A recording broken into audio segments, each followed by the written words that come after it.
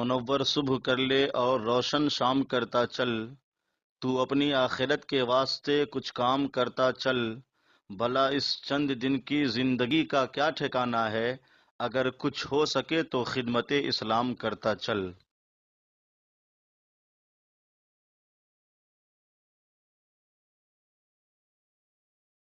سورۃ المائدہ کی آیت نمبر 12۔ سورۃ المائدہ کا تیسرا رکوع، چھٹے پارے کا 7واں رکوع۔ اللہ رب العالمین نے ارشاد فرمایا، وَلَقَدْ أَخَذَ اللَّهُ مِيثَاقَ بَنِي إِسْرَائِيلَ، اور بے شک اللہ نے بنی اسرائیل سے عہد لیا، یعنی اللہ تعالی نے بنی اسرائیل سے یہ عہد لیا کہ وہ اللہ کی عبادت کریں گے، اس کے ساتھ کسی کو شریک نہ کریں گے، اور توریت کے احکام کا اتباع کریں گے، توریت پر عمل کریں گے۔ وَبَعَثْنَا مِنْهُمُ 12 نَقِيبًا، اور ہم نے ان میں 12 سردار قائم کیے، ہر سبت یعنی گروہ پر ایک سردار قائم کیا گیا۔ بنی اسرائیل اولاد یعقوب کو کہتے ہیں۔ اسرائیل حضرت یعقوب علیہ السلام کا لقب ہے، جس کے معنی ہے عبداللہ، اللہ کا بندہ۔ بنی کے معنی بیٹے، بنی اسرائیل حضرت یعقوب علیہ السلام کی اولاد کو کہتے ہیں۔ حضرت یعقوب علیہ السلام کے 12 بیٹے تھے، ان سے جو اولاد کا سلسلہ جاری ہوا، اس سے بنی اسرائیل 12 قبیلوں میں تقسیم ہو گئے، تو ہر گروہ پر ایک سردار مقرر کیا گیا،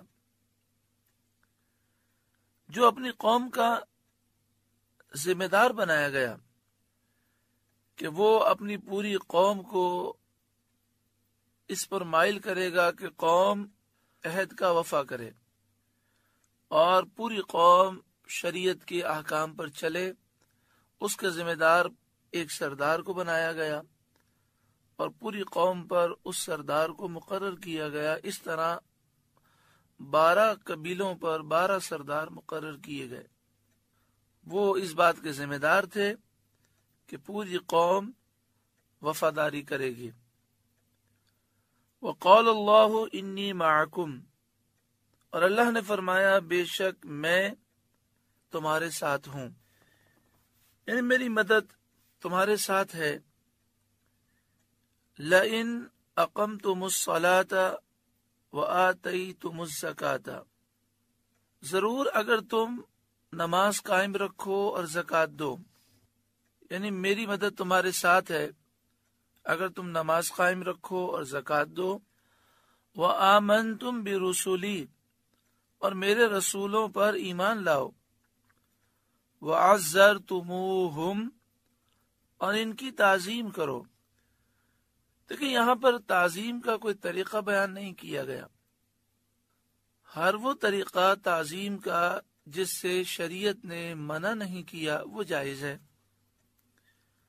نبی اکرم صلی اللہ علیہ وآلہ وسلم کی آمد سے پہلے جو امتیں تھیں، جو ان کی شریعت تھی، اس میں سجدہ تعظیمی بھی جائز تھا، رکوع تعظیمی بھی جائز تھا، لیکن نبی اکرم صلی اللہ علیہ وآلہ وسلم نے سجدہ تعظیمی سے منع فرمایا۔ تو اب ہمارے لیے جائز نہیں کہ ہم کسی کی تعظیم میں سجدہ کریں۔ اللہ کے سوا کسی کو سجدہ کرنا، چاہے وہ تعظیمی ہو، اسی طرح اللہ کے سوا کسی کے سامنے رکوع کرنا، چاہے وہ تعظیمی ہو، یہ منع ہے۔ اور جن چیزوں سے منع نہیں کیا گیا تو تعظیم کے جتنے طریقے ہوں اس میں کوئی حرج نہیں ہے، بس صرف جن طریقوں سے منع کر دیا گیا وہ منع ہے، اس کے علاوہ تعظیم کے تمام طریقے جائز ہیں۔ وَعَزَّرْتُمُوهُمْ، اور ان کی تعظیم کرو۔ اچھا، پھر یہ بھی ایک شیطانی وسوسہ ہوتا ہے کہ آپ اس طرح تعظیم کر رہے ہیں کیا اس سے پہلے کسی نے اس طرح تعظیم کی؟ اگر کسی نے اس طرح تعظیم نہیں کی تو بتائیے آپ کے دل میں تعظیم کا جذبہ زیادہ ہے یا پہلے والوں کے دل میں جذبہ زیادہ ہے؟ اس طرح کی سوچ اسلامی سوچ نہیں ہے۔ دیکھیں، تمام امت اس بات پر متفق ہے کہ حضرت امام بخاری علیہ رحمہ نے بخاری شریف پوری کی پوری بخاری شریف لکھی ہے مکہ مکرمہ میں خانہ کعبہ کے سامنے بیٹھ کر، اور آپ نے بخاری شریف 16 سال میں لکھی ہے۔ آپ کا طریقہ کار یہ تھا کہ آپ پہلے غسل فرماتے، پھر غسل فرما کر خانہ کعبہ کا طواف کرتے، طواف سے فارغ ہونے کے بعد 2 رکعت نفل پڑھنے کے بعد ایک حدیث لکھتے، پھر دوسری حدیث لکھنے کے لیے پھر دوبارہ غسل فرماتے، پھر طواف کرتے، پھر 2 رکعت نفل پڑھتے، پھر دوسری حدیث لکھتے۔ تو یہ سب آپ نے حدیث پاک کی تعظیم میں کیا۔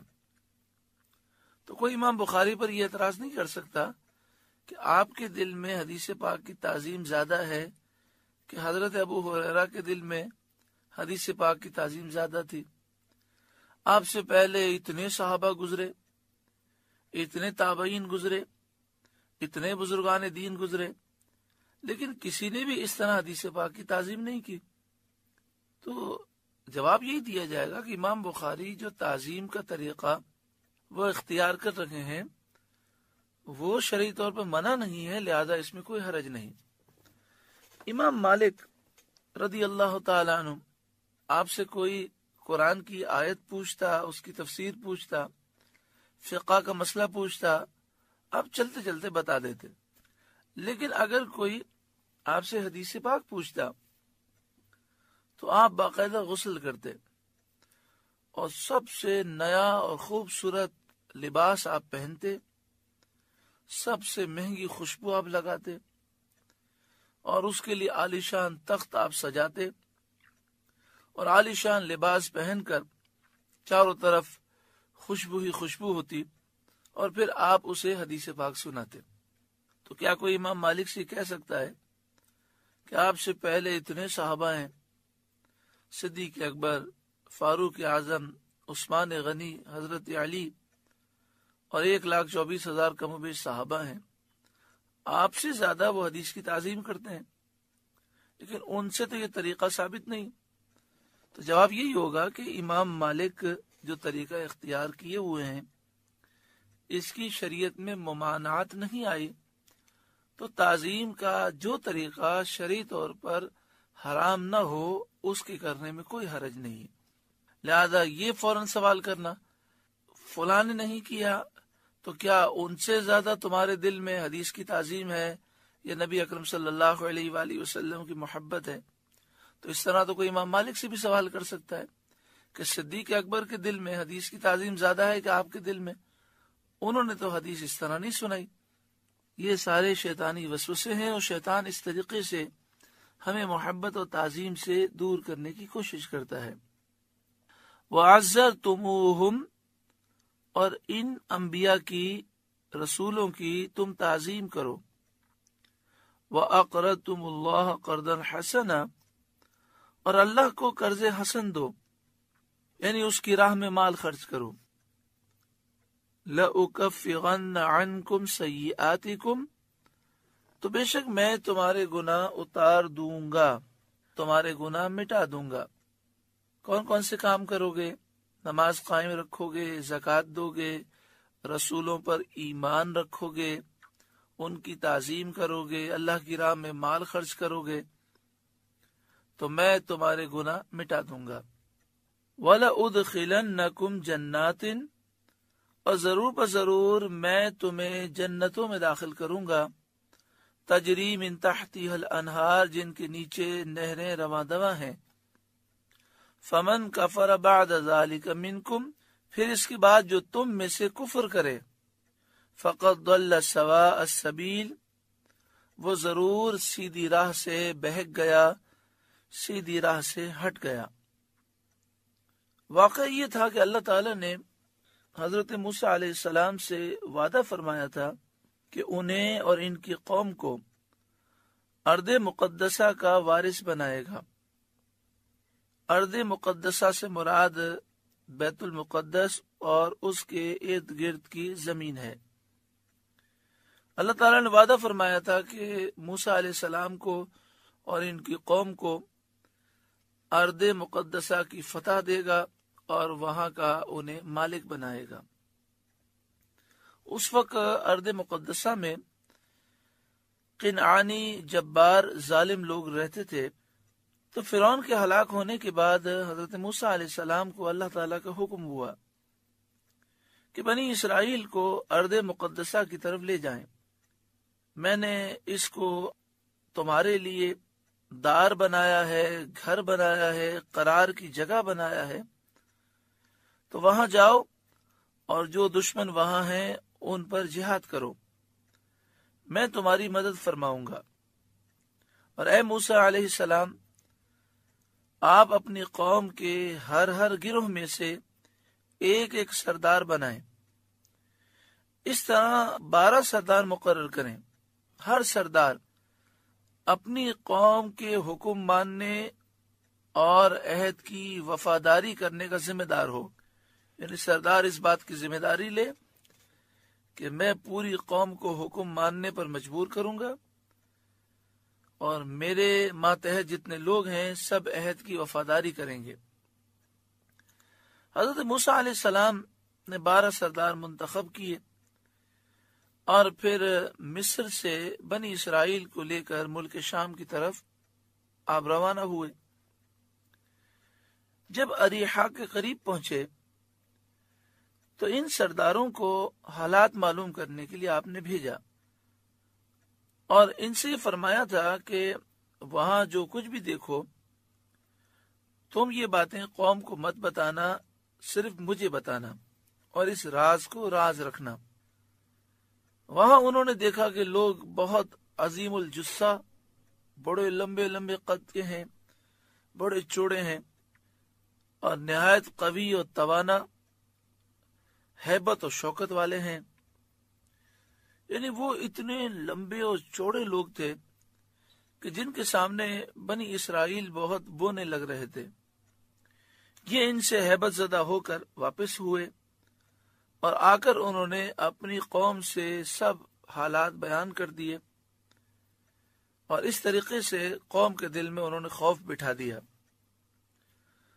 ان 12 میں سے صرف 2 نے عہد کو پورا کیا، ایک حضرت کالب بن یوقنا اور دوسرے حضرت یوشع بن نون۔ باقی 10 سرداروں نے عہد شکنی کی۔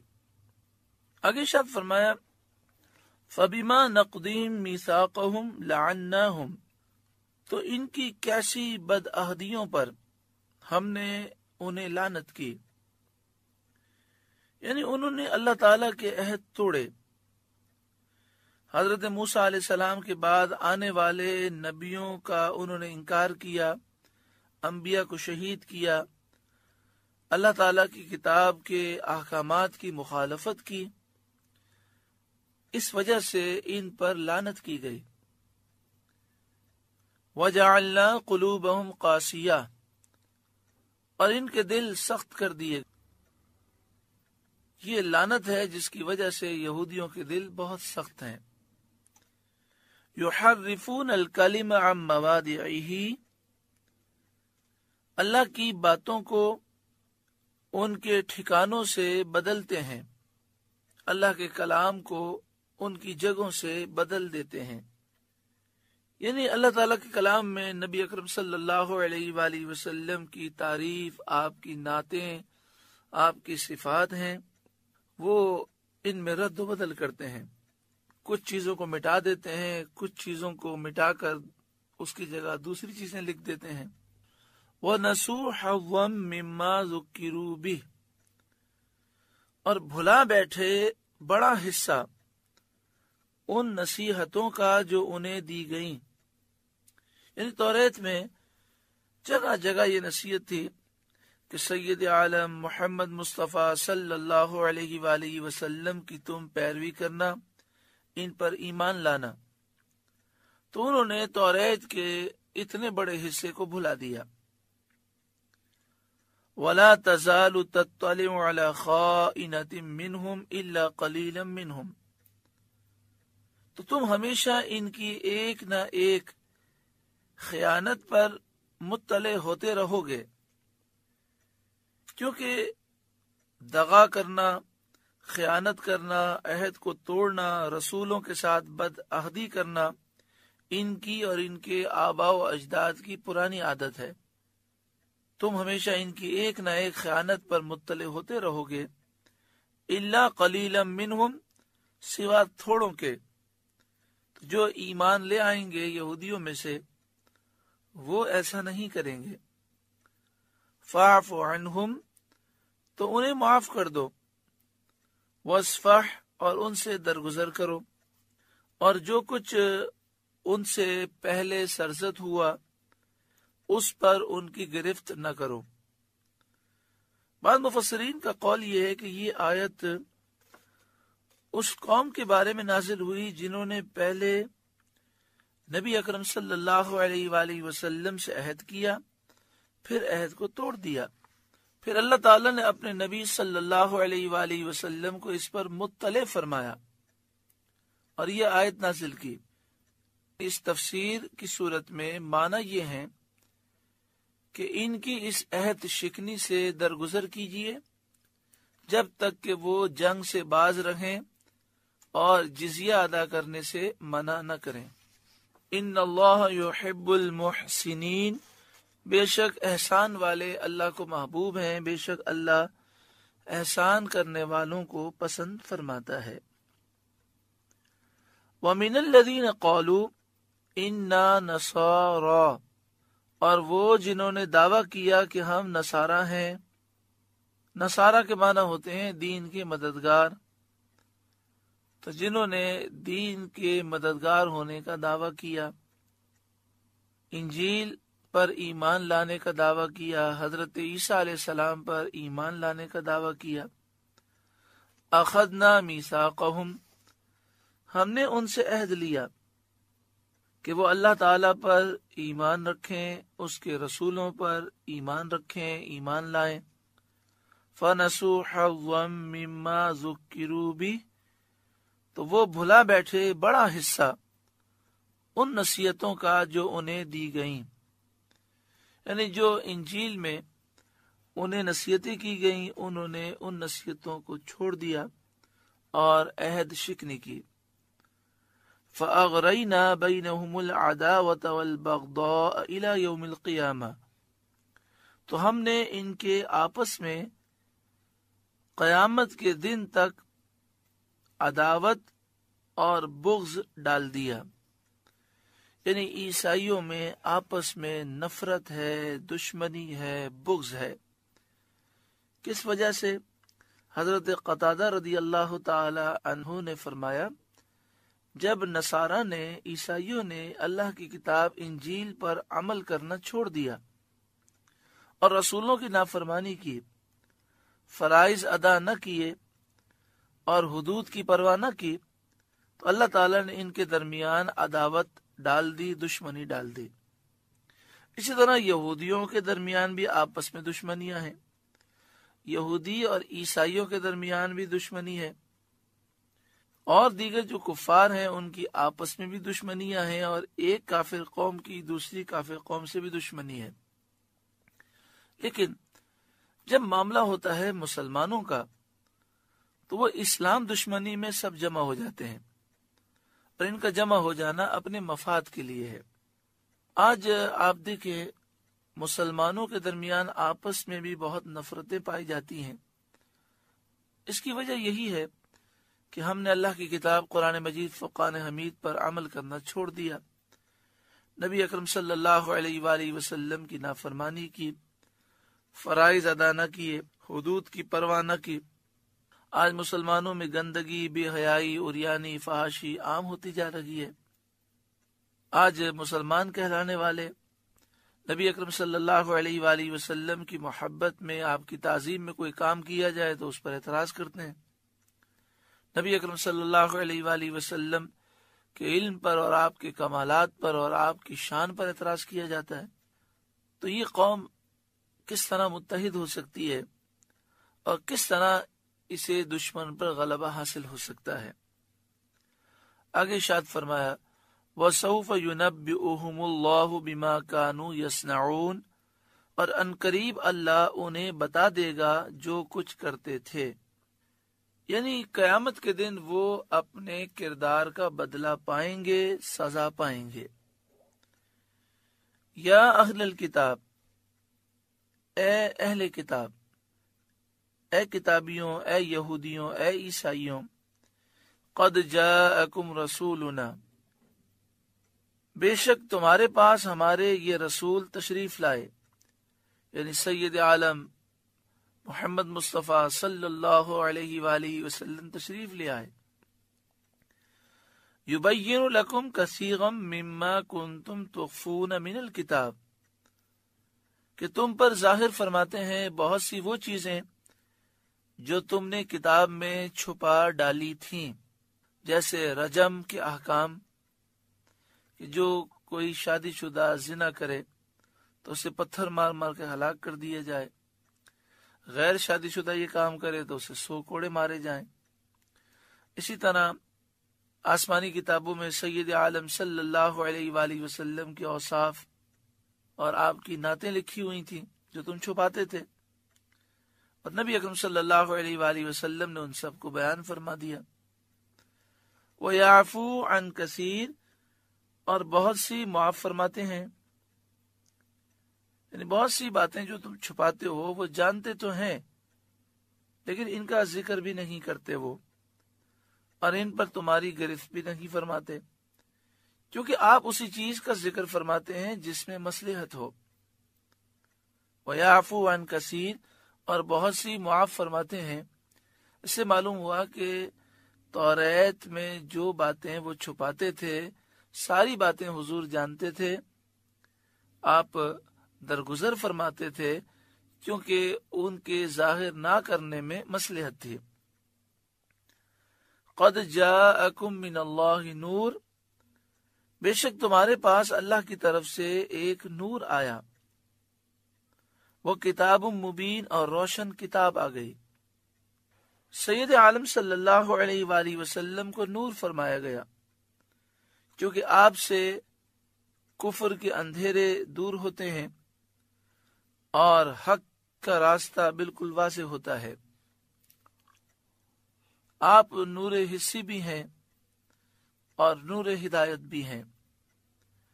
اللہ تعالیٰ نے آپ کو نور سے پیدا فرمایا، آپ نور بھی ہیں، بشر بھی ہیں، انسان بھی ہیں۔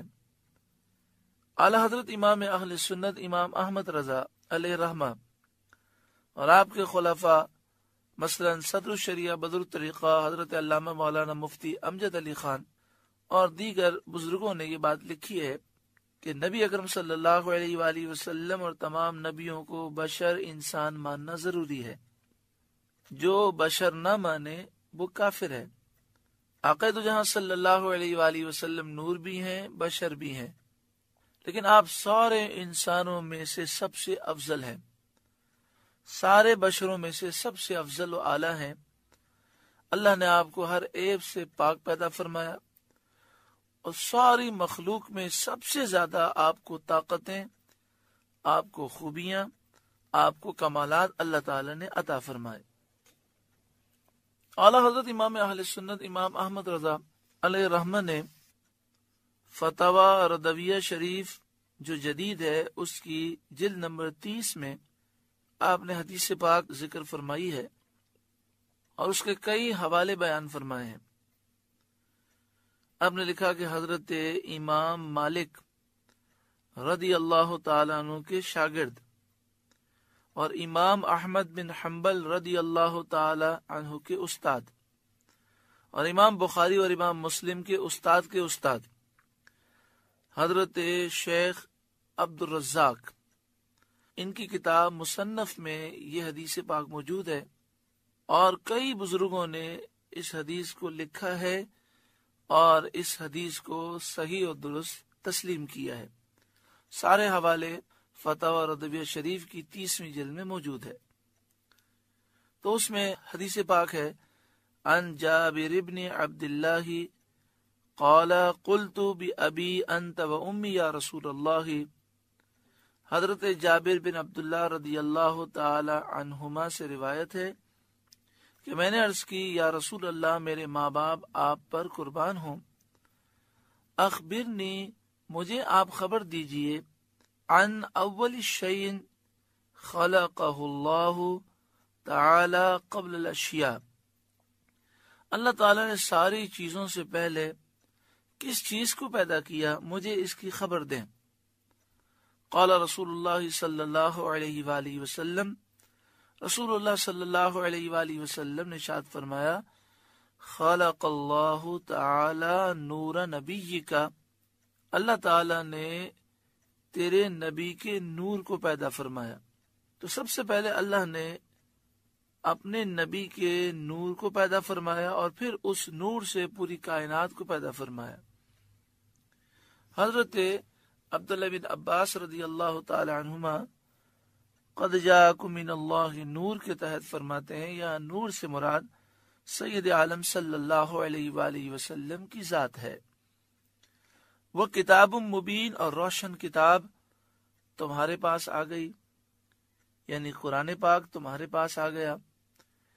یہدی بہ اللہ من اتبع رضوانہ سبل السلام، اللہ اس سے ہدایت دیتا ہے اسے جو اللہ کی مرضی پر چلا سلامتی کے راستے، جو اللہ کی رضا حاصل کرنے کے راستے پر چلا، اسے اس کتاب سے اور اس محبوب سے ہدایت نصیب ہوتی ہے۔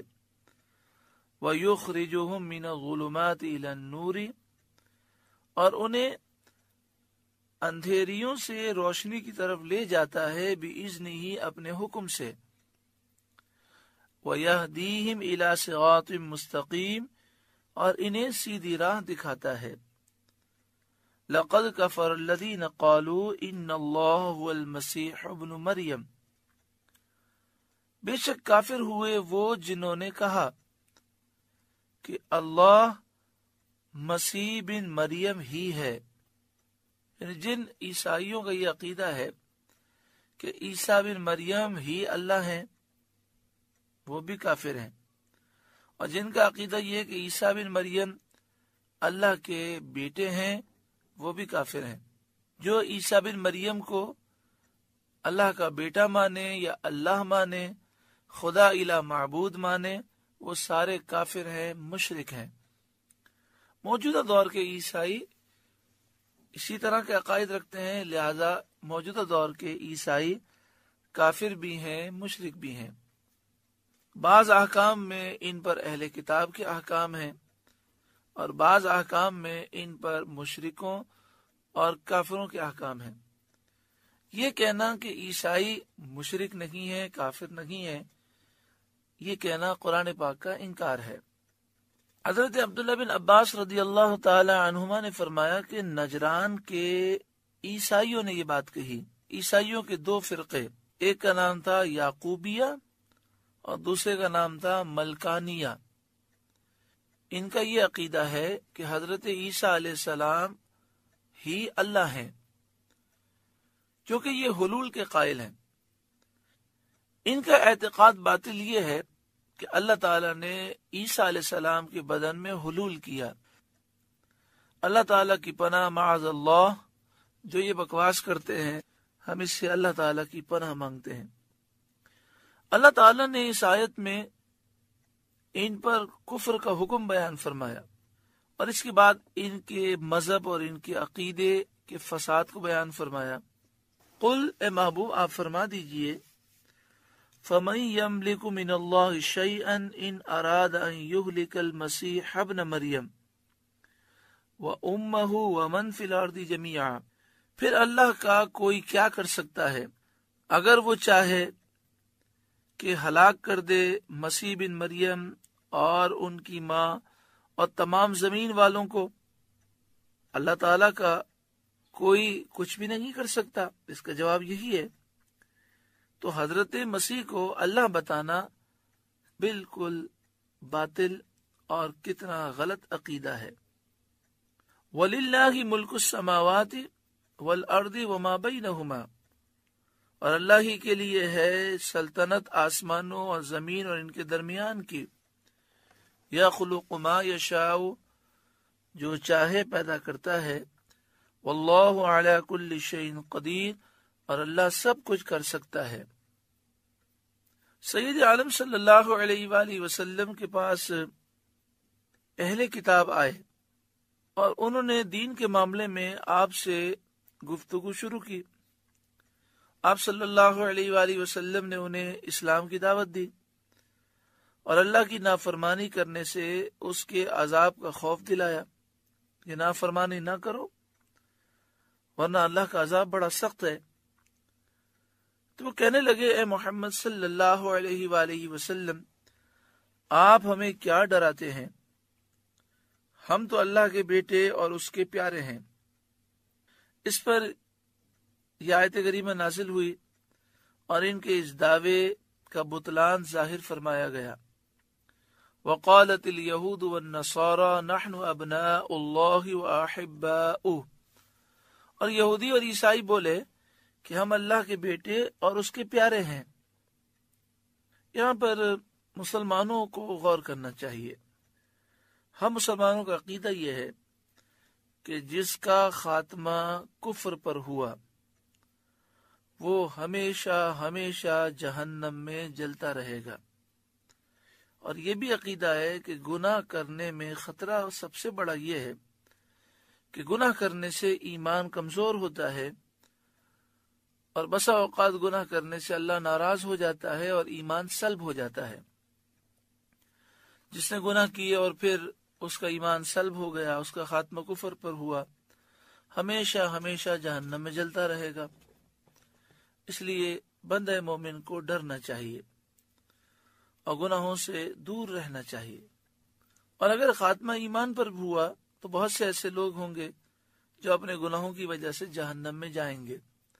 تو اس لیے خوف بھی ہو اور اللہ کی رحمت کی امید بھی ہو. لیکن آج مسلمانوں کی اکثریت پر رحمت کی امید غالب ہے، خوف کا تصور ختم ہو چکا ہے، یا اگر ہے تو بہت قلیل تصور ہے. کسی ڈاکو کو بھی کہا جائے خدا کا خوف کرو تو وہ کہتا ہے کہ ملا تو ہمیں کیوں ڈراتا ہے، اللہ غفور رحیم ہے، اس کی رحمت بہت بڑی ہے، ہم تو جنتی ہیں. تو یہ تو مسلمانوں کی سوچ نہیں ہے. مسلمان تو اللہ کی رحمت کی امید بھی رکھتے ہیں اور اس کے عذاب سے ڈرتے بھی ہیں. اللہ غفور رحیم ہے، اس میں تو کوئی شک نہیں، لیکن اس کی یہ معنی تو نہیں کہ انسان یہ بات کہہ کر گناہوں پر دلیر ہو جائے. آگے ارشاد فرمایا قل، اے محبوب آپ فرمائیے فَلِمَ يُعَذِّبُكُمْ بِذُنُوبِكُمْ، پھر تمہیں کیوں تمہارے گناہوں پر عذاب فرماتا ہے. یعنی اے یہودیوں، اے عیسائیوں، تم کہتے ہو کہ ہم اللہ کے بیٹے ہیں، اللہ کے پیارے ہیں، تو پھر اللہ تعالیٰ تمہیں گناہوں پر عذاب کیوں فرماتا ہے؟ دنیا میں تم پر مصیبتیں، آفتیں، بلائیں اور عذابات کیوں آتے ہیں اور آخرت میں تم پر عذاب کیوں آئے گا؟ یعنی اس بات کا تو تمہیں بھی اقرار ہے کہ گنتی کے چند دن تم جہنم میں رہو گے. تو سوچو کوئی باپ اپنے بیٹے کو یا کوئی شخص اپنے پیارے کو آگ میں جلاتا ہے؟ جب ایسا نہیں ہے تو تمہارے دعوے کا جھوٹا ہونا اور تمہارے دعوے کا باطل ہونا تمہارے اقرار سے ثابت ہے. بل انتم بشر ممن خلق، بلکہ تم آدمی ہو اس کی مخلوقات میں سے ہو، اللہ نے تمہیں پیدا کیا. یغفر لمن یشاء، جسے چاہے بخشتا ہے، ویعذب من یشاء، اور جسے چاہتا ہے سزا دیتا ہے. وَلِلَّهِ مُلْكُ السَّمَاوَاتِ وَالْأَرْضِ وَمَا بَيْنَهُمَا، اور اللہ ہی کے لیے ہے سلطنت آسمانوں اور زمین اور ان کے درمیان کی. سب چیزوں کا مالک اللہ ہی ہے. وَإِلَيْهِ الْمَصِيرُ، اور اسی کی طرف پھرنا ہے. یا اہل الکتاب، اے اہل کتاب، اے کتاب والوں، قد جاءکم رسولنا، بے شک تمہارے پاس ہمارے یہ رسول تشریف لائے، یعنی سید عالم صلی اللہ علیہ وآلہ وسلم تشریف لائے، یبین لکم کہ تم پر ہمارے احکام ظاہر فرماتے ہیں، علی فترۃ من الرسل، بعد اس کے کہ رسولوں کا آنا مدتوں بند رہا تھا۔ حضرت عیسیٰ علیہ السلام کے بعد سید عالم صلی اللہ علیہ وآلہ وسلم کے زمانے تک 569 سال 569 سال کی مدت دنیا نبی سے خالی رہی۔ اس کے بعد حضور صلی اللہ علیہ وآلہ وسلم تشریف لائے، تو اب نبی اکرم صلی اللہ علیہ وآلہ وسلم کی تشریف آوری کا ذکر ہے، اور اس نعمت کا اظہار کیا جا رہا ہے کہ سخت حاجت کے وقت اللہ تعالیٰ نے تم پر یہ عظیم نعمت بھیجی، اور اس میں یہ بھی ہے کہ اب حجت لازم ہو گئی اور عذر ختم ہو گیا۔ اب یہ کہنے کا موقع نہ رہا کہ ہمارے پاس کوئی سمجھانے والا نہیں آیا۔ ان تقولوا ما جاءنا من بشیر ولا نذیر، کہ تم کہو ہمارے پاس کوئی خوشی اور ڈر سنانے والا نہ آیا۔ فقد جاءکم بشیر ونذیر، تو یہ خوشی اور ڈر سنانے والے تمہارے پاس تشریف لائے ہیں۔ بشیر نیک لوگوں کو خوشخبری سنانے والے، نذیر گناہگاروں کو ڈر سنانے والے۔ واللہ علی کل شیء قدیر، اور اللہ کو سب قدرت ہے۔ اللہ رب العالمین ہم سب پر کرم فرمائے۔ سورۃ المائدہ کا 3 رکوع مکمل ہوا۔ اللہ تعالیٰ اس رکوع کے نور سے ہمارے ظاہر باطن کو، ہمارے قلوب کو روشن و منور فرمائے۔